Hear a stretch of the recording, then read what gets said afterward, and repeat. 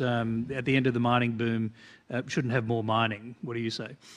Coal mining. Coal mining, coal mining, iron ore mining, gas we're mining. talking about coal mining here, specifically about coal. Yeah. No, but you're happy with iron ore mining and no one's suggesting we shut down the iron ore industry. Okay. I mean, that's it's a ridiculous proposition. Just checking. We blew.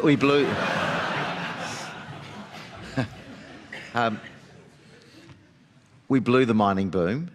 We blew it. We should have had a sovereign wealth fund. We should have been able to cushion ourselves from these shocks. Politicians hate saying this. I don't know the answer, but I know that Suzanne Grant, who's running on my team for the Senate in Queensland, I think she's going to come and visit you very soon. So if I can get your details, I mean, this needs dialogue, this needs consensus, and we need to find the funds so these communities don't wither and die.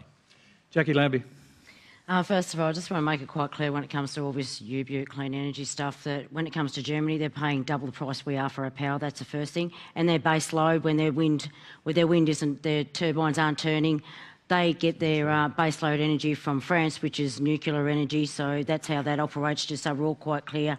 You need to have, I'll tell you what needs to go on. The same thing as what needs to be in Tasmania. We need to look at payroll tax and making that exempt outside the city areas.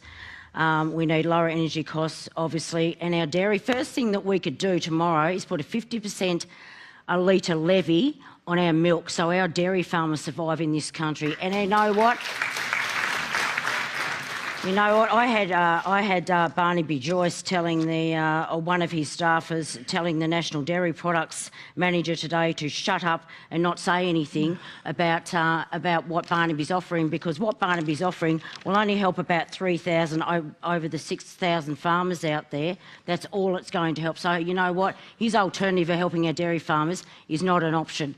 So let's get real here. Let's put 50 cents a litre levy on our milk. That's the first thing we can do tomorrow. All right, I'm going to quickly go back to Steve Chobo. Listen to this. You're a Queenslander. You've come from northern Queensland, but there's people out there really suffering. Sure. So just in 30 seconds, how big is the commitment from your government to fixing that? Well, I mean, I'm not going to repeat myself. I outlined what we're going to do. It's about a transitioning economy. It's about providing opportunities for additional mining investment, but also in tourism, in reskilling, in training. We're putting money on the table to do all of these things. And I mean, Richard made a comment about no more coal mines. Well, you know what? What he means is no new coal mines in Australia, because global demand for coal is still going through the roof. That's what. So when Richard sits there and says, hang on, when you sit there and say you're going to save the reef, what you're actually saying is you don't want it in Australia, you want it to be done elsewhere in the world, not at all. Still emitting CO2 and in fact emitting higher levels of CO2 than you get in Australia. Okay. That's not going to save the reef. All right. It might make you feel good, but it's not going to actually make a difference. I'm sorry we're over time.